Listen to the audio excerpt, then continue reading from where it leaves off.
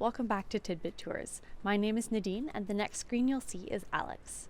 This month, Tidbit Tours is recognizing Black History Month in Canada by looking into local Black heritage here in South Etobicoke.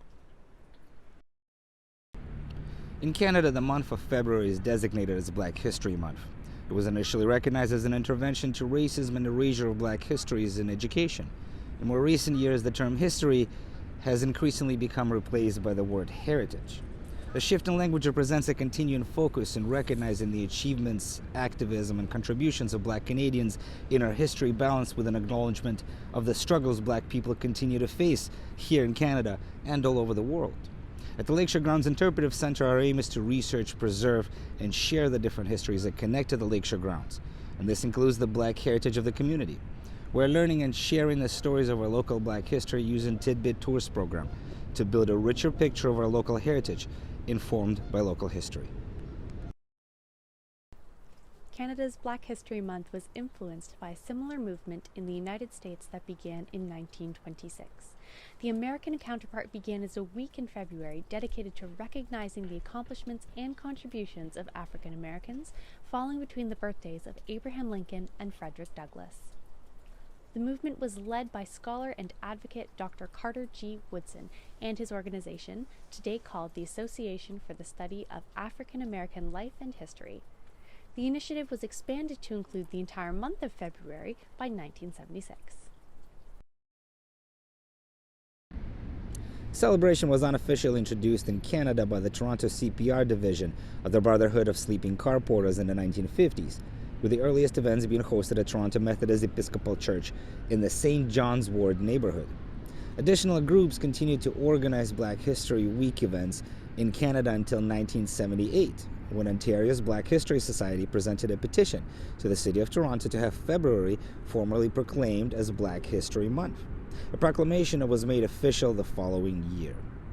Black History Month would not be recognized at a national level in Canada until 1993.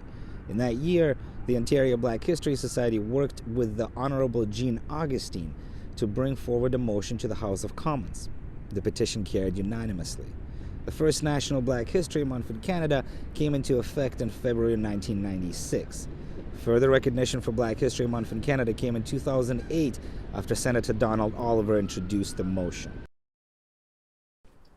The Honourable Jean Augustine was the first Black Canadian woman to be elected to Canada's House of Commons in 1993, and she was from right here in South Etobicoke. Jean Augustine served as the Member of Parliament from the Greater Toronto Area constituency and won 4 consecutive elections between 1993 and 2006. Prior to her political career, Grenada-born Jean Augustine immigrated to Canada in 1960 via the Canada Caribbean Domestic Program, already a fully qualified teacher. After she arrived in Canada, Augustine continued her studies. She earned certifications from the Toronto Teachers College, as well as her Bachelor of Arts and Masters of Education from the University of Toronto. Her career moved through the educational system, moving from elementary school teacher to principal and later to supervisory officer. Augustine's work in the Lakeshore area today continues to shape the minds of our local community through the Jean Augustine Centre for Young Women's Empowerment. Located just east of Royal York Road in Mimico, the Jean Augustine Centre supports the empowerment of young women and girls with free programs aimed at supporting their mental, physical, and social well-being. You can also see her name on the Jean Augustine Park, on Toronto's Lakeshore Boulevard, and at Humber College on a scholarship for students in the Community Studies program. The history of abolition in Canada has roots in the Act Against Slavery, which passed in 1793 in what is today the province of Ontario, then known as Upper Canada. The Act legislated against the importation of enslaved peoples, but those already enslaved in the province would remain so until their deaths. Slavery would not be abolished fully in the British colonies until 1834. In Toronto, only 6 years later, we see a period of major transition with the first census of Toronto's Black population.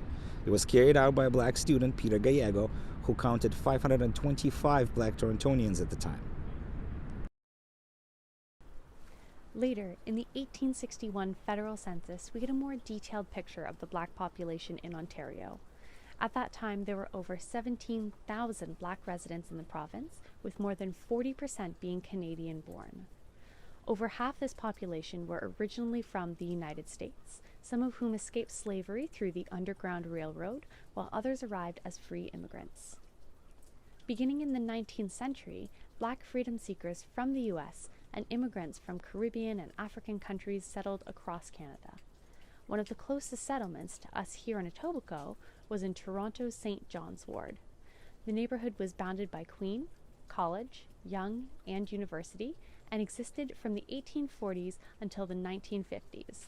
The ward was primarily a working-class immigrant neighborhood and became a prominent center for abolitionist activity and community.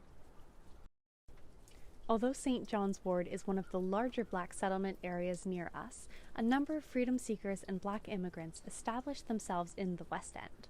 In Etobicoke, 83 Black residents were counted in the 1861 census. The majority of these individuals settled in Islington Village, not far from the Lakeshore grounds.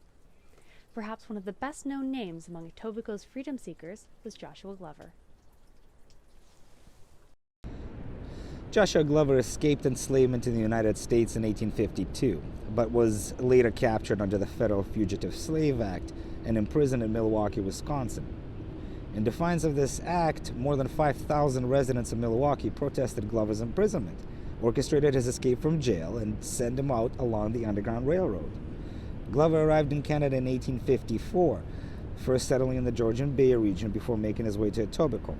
It was here that he found work with Thomas Montgomery, an immigrant from Ireland who operated an inn just west of the Humber River along Dundas Street, which still stands there today and now is a museum. Glover spent the rest of his life working on a 400-acre Montgomery property, responsible for many different tasks around the farm. Glover also remained a very important and influential person in the abolitionist movement and broke a number of barriers placed on the Black community. He married twice, both times to white Irish women, and acted directly combated the persistent prejudices against interracial marriages. He also outlived both of his wives. Joshua Glover passed away in 1888 at the age of 74, but his story continues to inspire, especially here in Etobicoke. In 2020, as part of Toronto's Year of Public Art, a memorial to Joshua Glover is to be created by artist Quentin Versetti. It will be unveiled and set up in the new Joshua Glover Park, just by the Queensway along the river development. Now, the abolition of slavery did not eliminate the barriers placed upon Black Canadians and immigrants. The country's immigration laws continued to actively discriminate against non-white British subjects for well over a century. A key changemaker in shifting these laws was Donald Willard Moore. In 1951, Moore founded what became known as the Negro Citizenship Association as a social and humanitarian organization in Toronto with the motto, "Dedicated to the promotion of a better Canadian citizen." The group actively challenged the discriminatory immigration laws that denied Black West Indians legal entry into Canada and incarcerated those waiting deportation decisions. In 1954, Moore traveled with a delegation of 34 group members, representatives from unions, labor councils, and community organizations to Ottawa. They presented a brief that laid out the discriminatory practices to the Minister of Citizenship and Immigration at the time, Walter E. Harris. The move led to an eventual relaxation of the laws, making way for legal West Indian immigration. Moore also arranged partnerships between the governments of Canada, Jamaica, and Barbados to bring young women to Canada to work under what became known as the Canada-Caribbean Domestic Program.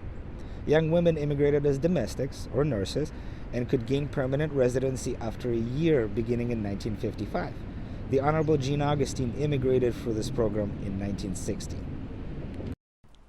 Thanks for watching. If you have any questions or would like to give us some feedback on anything you've seen on Tidbit Tours, feel free to drop a comment in the comment section below or send us an email to info@lakeshoregrounds.ca.